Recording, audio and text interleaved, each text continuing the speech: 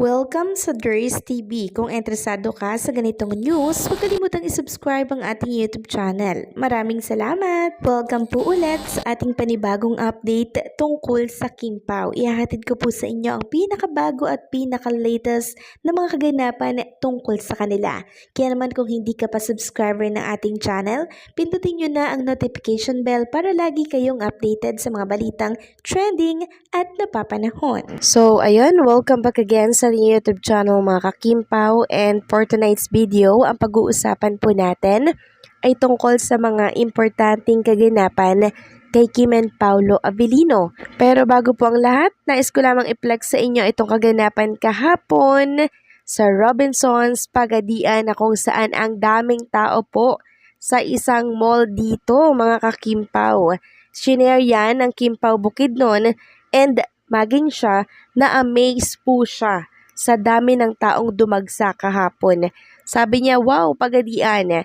Ang daming nanood kahapon ng My Love Will Make You Disappear sa Robinsons Pagadian. Feel na feel ang love at kilig sa Pagadian City.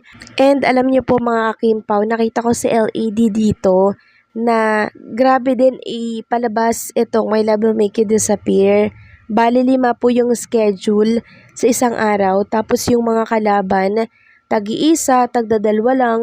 Pero yung My Love Will Make You Disappear, 5 beses mga ka-Kim Pao. Ayan po, isang 12, isang 2, isang 4, isang 6, isang 8. 2 hours lamang ang pagitan mga ka-Kim Pao. Grabe. And syempre, sold out naman dito sa SM Masinag. 2:45 PM is now sold out.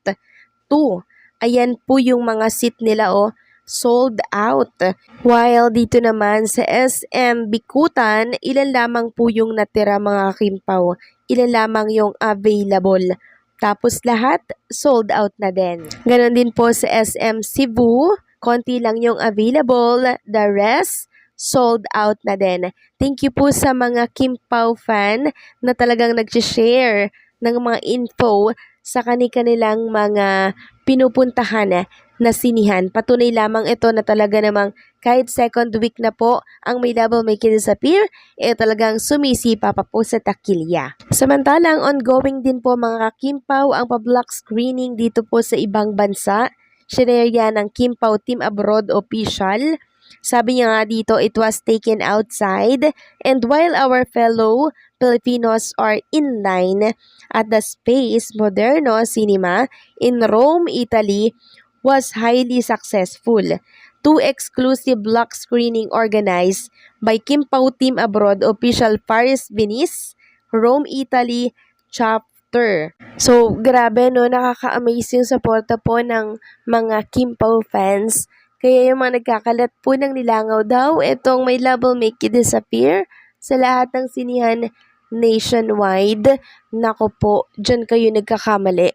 Dahil kitang-kita namin kung gaano po kalakas ang pagsuporta ng mga tao sa movie po ni Kim and Paolo. Talagang pinilahan. Next topic naman, pag-usapan natin ang tungkol dito sa picture na nakita ko po sa mga post ngayon ng mga Kim Pao page. So, credit po sa mga post ninyo mga ka-Kim Pao. Sa inyo po ito at hindi ko inaangkin.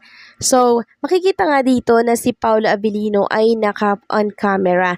Talagang nakasili po siya sa po ni Chinita Princess. Di ko sure kung po ni Kim to or po ni Paolo. Kasi yung po ni Kim, diba, yellow yung casing niya, pero bakit dito parang white? So, ang pinakang highlight po ng picture na to mga ka-Kim Pao, talagang yung karapatan pa din po ni Paolo Abilino, yung nangingibabaw dito. Kasi biruin nyo yun, hindi po papayagan ni Chinita Princess na gumanyan-ganyan si Paolo Abilino sa kanyang phone habang meron siyang ginagawa sa kanyang cellphone, di ba? Pero sa pinakita dito, since nag-share sila sa isang phone, ibig sabihin, si Kim and Paolo Abilino ay iisa na po talaga. Share sila sa lahat ng bagay, share sila sa lahat ng ginagawa nila. So, ibig sabihin, dapat alam ng isa't isa yung ginagawa ng isa't isa para wala pong pagtatalong nagaganap. They care each other mga ka-Kim Pao. Pinapahalagahan po nila yung damdamin ng isa't isa para wala pong samaan ng loob.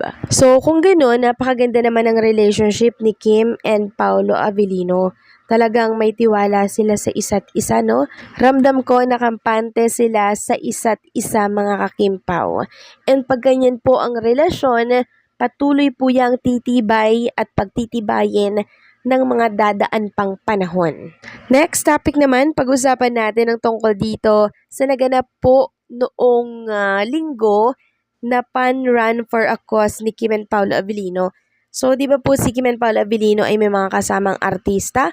Andyan po sila Alden, si Julia Barreto, di ba? Nakita po yan ng mga fans. And alam nyo po, nagwo-worry po ang ilang fans dito kay Julia Barreto. Sabi ng isang fan dito, tabunan na lang natin yung pangalan niya. Sabi niya, natatakot ako kay Julia daw, na baka agawin na naman si Pao kay Kimi.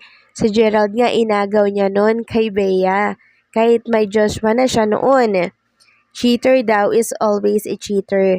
Kasi sakit yan. Sakit daw ng, ayan, di ko na lang babasahin. Bakit wala dyan si Gerald? Bakit niya pinayagang lumabas si Jay mag-isa? So, ang payo ko lang mga kimpaw, relax lang po tayo. Okay? Relax lang tayo, wag nating isipin yan. Tsaka isa pa, napakalalaki na po ni Kim and Paolo Avellino.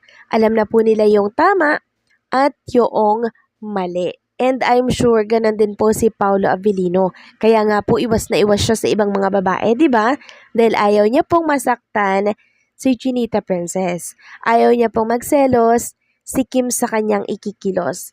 Kaya instead na bumeso siya, hindi niya na lamang po yun ginagawa. In short, iniiwasan niya po yung mga posibleng pag-awayan po nila ni Kim Chu.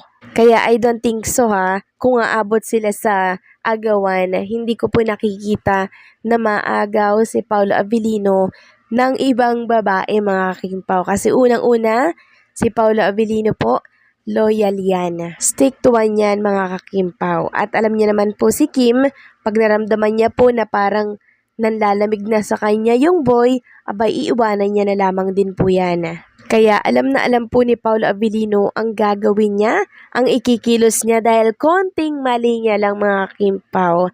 Nako po. Ewan ko na lang kung hindi mawala sa kanya si Chinita Princess.